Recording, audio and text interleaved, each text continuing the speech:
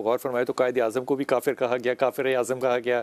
اس کے بعد ان کی جو بہن تھی وہ الیکشن کے اندر کیا ہوا ان کے ساتھ وہ بھی سامنے. آپ کے بعد مودودی صاحب تشریف لائے تو ان کے اوپر کون کون سے فتوے لگے. اسرار صاحب نے تفسیر قرآن فرمائی تو ان کے اوپر کیا کیا فتوے لگے. یہ کسی سے باہر نے نہیں لگائے، یہ مذہبی طبقے نے ہی لگائے. اگر مذہبی طبقہ اب سیاست میں آنا چاہتا ہے تو پاکستان کی جو آج کی جو 20 سال کی نسل ہے اس نے سوائے جھوٹ کے، تہمت کے، ایک دوسرے کے پردے اٹھانے کے، ویڈیو لیکس کے، اس کے علاوہ کچھ نہیں دیکھا. تو سیاسی جماعت یہ کر رہی ہے تو مذہبی جماعت سیاست میں آ کے اپنے آپ کا جو انگ ہے، جو رنگ ہے، وہ لوز نہیں کر جاتی.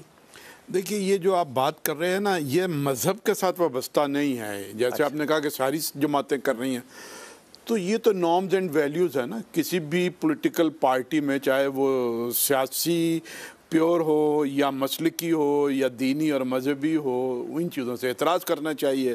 اگر دینی جماعتیں ایک دوسرے کے اوپر فتوے لگاتی رہی ہیں یا کسی اور کے اوپر فتوے لگاتی ہیں تو سیاسی جماعتیں بھی یہ کام ہوتی رہی. غداری کے سرٹیفکیٹ بانٹتی رہی ہیں. یہ ساری چیزیں جو ہیں وہ تو ٹھیک نہیں ہے. بنیادی طور پہ یہ ہماری قومی غلطیاں ہیں جو شروع سے چلتی چلی آ رہی ہیں. لیکن قومی غلطیوں کو یہ سب جو ٹھیک کرنا تھا وہ مذہبی جماعتوں نے کرنا تھا. نہیں، ہم سب نے ٹھیک کرنا تھا. اور اولن ذمہ داری جو ہے وہ دینی جماعتوں کی تھی. جب آپ مذہبی جماعت کہتے ہیں، میں ذرا مذہب کو تھوڑا الگ رکھتا ہوں، وہ مسلک کی طرف چلا جاتا ہے، میں اسے دینی طرف لے کر جاتا ہوں، تو ظاہر ہے کہ دینی جماعتوں کی زیادہ بڑی ذمہ داری ہے. یہ ساری ذمہ داریوں میں شریک ہے. لیکن کامیاب ہوئے میرا خیال میں اگر جماعت اسلامی کی بنیاد پر کہنا چاہوں اپنے حوالے سے تو میرا خیال ہے کہ ہم تو 100% اس میں کامیاب ہیں.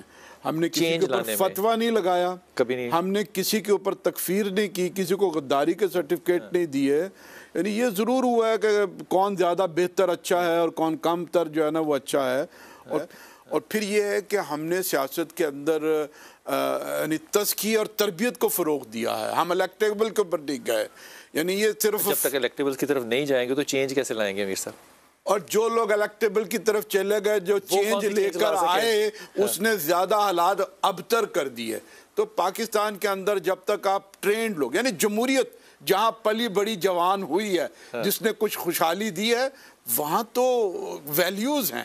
وہ ویلیوز انہوں نے ایک سسٹم کے نام پر اپنا لی، ہم اسے دین کے نام پر اپنانا چاہتے ہیں، جس میں امانت ہے، دیانت ہے، صداقت ہے، سچ بولنا ہے اور اپنی قوم کے ساتھ وفادار رہنا ہے، انسانیت کے ساتھ وفادار رہنا ہے.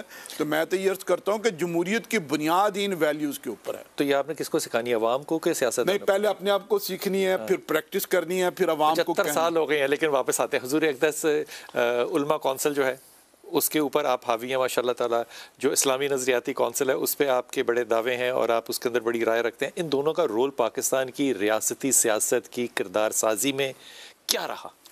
بسم اللہ الرحمن الرحیم، نحمدہ ونصلی ونسلم علی رسولہ الکریم. دیکھیں بلال بھائی، گزارش یہ ہے کہ ہمیں یہ اعتراف کرنا چاہیے کہ 75 سال گزر گئے، دینی طبقہ یا مذہبی طبقہ جسے بھی آپ کہیں، وہ عوام کے اندر اپنی سے پیدا نہیں کر سکا. اپنی سے نہیں پیدا کر سکا. مطلب ہم سے فتویٰ لینے تو ضرور آتے ہیں. جمعہ آج بھی آپ کے چینل سے زیادہ جمعے کے مجمع میں لوگ ہوتے ہیں ہمارے پیچھے. صحیح بھائی، ٹھیک ہے. لیکن جب ووٹ کا وقت آتا ہے نہیں دیتے، وہ نہیں دیتے. اس کی وجہ یہ ہے کہ جو معاشرے کا ایک رجحان ہے، جو معاشرے کی ایک، ابھی آپ کراچی کی صورتحال دیکھ لیں، لوگوں نے ووٹ دیے نا، کیا ہوا؟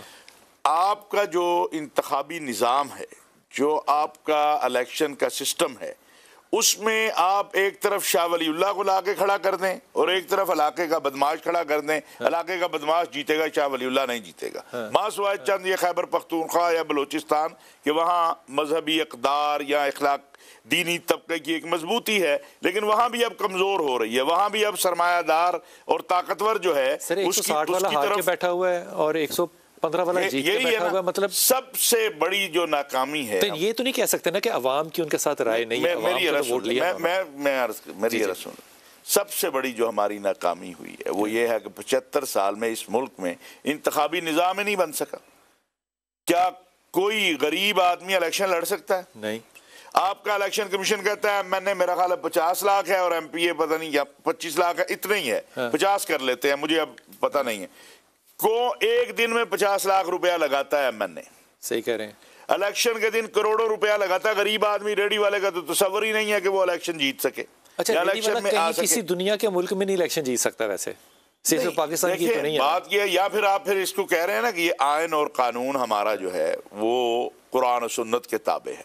अब आ जाए इस्लामी नजरियाती कौंसिल, एक इदारा बना जिसका काम था कि पाकिस्तान के आयन और दस्तूर और कानून को कुरान और सुन्नत के ताबे करना, यानी उसके मुताबिक देना। इस्लामी नजरियाती कौंसिल आपके स्टूडियो से बड़े कमरे हैं जो भरे पड़े हैं इस्लामी नजरियाती कौंसिल की सिफारिशात से, उनको कोई देखना भी पसंद नहीं करता। सिफारिशात अब किसको करते हैं? ये तो पार्लिमान को करनी है ना। इस्लामी नजरियाती कौंसिल ने तो पार्लिमान को भेजी पास करना हो वो घंटों में कर देते हैं, आपकी सिफारिशात क्यों नहीं सुनते? सुनना तो बड़ी दूर की बात है, देखना भी गवारा नहीं करते। क्यों सर? इसलिए कि जो आ रहे हैं, जो पार्लिमान में आ रहे हैं, उनकी तरजीह नहीं है ये। अगर आपने मुल्क बंद करना हो ना, इन्होंने कराची बंद करना होगा ना, अगर ये कर देंगे, इन्होंने धरना देना होगा ना, ये दे लेंगे। अगर किसी ने फैजाबाद चौक बंद करना होगा वो कर देगा। ताकत तो है आपके पास, तो स्ट्रीट पावर है। गुजारिश ये है कि मैं यही तो अर्ज कर रहा हूँ, मैंने जो कहा कि हम नाकाम हुए। क्यों? तो अभी ये जीते ना इलेक्शन, एक मिनट, इलेक्शन जीते ना, कौम ने इनको वोट दिया, क्या ये अपने वोट को कायम रख सके? इलेक्शन कमीशन की जिम्मेदारी थी कि वो आजादाना खुद मुख्तार लोगों को डिसीजन करने देता। 30 बंदे ही नहीं पेश कर सका इलेक्शन, 31 बंदे ही नहीं आए। क्या उससे पहले ये स्क्रीन नहीं दिखा रही थी बंदे किधर हैं? शोर नहीं था 2 हफ्तों से क्या हो रहा है? इसलिए कि जब तक आप इस्लाहात नहीं लाएंगे इंतखाबी निज़ाम में, उस वक्त तक आप जो मर्जी कर लें, जीत के। IGI हमने देखी, मैं IGI का पंजाब का डिप्टी सेक्रेटरी इत्तलाआत था। IGI से लेकर तारीख़ इस्तेकाम पाकिस्तान आ गई है, ये जो नई पार्टी बनी है। हम यही कुछ देखते आ रहे हैं। ताकतवर जो है वो ताकतवर तरीन हो गया है। कौन है ताकतवर? और मजहबी जमातें ताकतवर क्यों नहीं है? मजहबी जमातें ताकतवर नहीं है। अगर मजहबी जमातें ताकतवर होती तो आपकी अदलिया, आज आपकी अदलिया जो है वो कोई एक फैसला तो कहती कि ये मैं कुरान और सुन्नत के मुताबिक कर रही हूँ। वफाकी शरई अदालत कहती है कि सूद का निजाम खत्म करें, आप नहीं स्टे भी छोड़ दें। जो उसके ऊपर अपील की जाती है वो इतनी मज़हका खेज है। अपील क्या है कि जनाब 20 साल लगे इस्लामी जमहूरिया पाकिस्तान में सूद के खात्मे का फैसला देने के लिए, और अपील क्या आती है कि जनाब 5 गुना ज्यादा टाइम हमें दे दें ताकि हम मुल्क से सूद खत्म करें। यानी 75 साल एक गुजर गए, 100 साल और दे दे, 5 गुना 20 साल और दे दे। जो दीनी जमातों ने क्या किया, अब आपको मैं वो भी बता दूं। उन्होंने जितने भी जोगे थे ना, उन्होंने कोशिश की कि कुछ ना कुछ रह जाए दीन का इस मुल्क के अंदर, वगरना जो हाल है वो आपके साथ। उन्होंने कोशिश की है, अपनी हद तक बिसात तक बात की है, अपनी आवाज बुलंद की है, लेकिन जो आपका ओवरऑल पूरा सिस्टम है उसके अंदर दीनी तबके पे उसकी जिम्मेदारी अगर आप डालने की कोशिश करेंगे तो वो 10% आएगी, 10% से भी कम आएगी।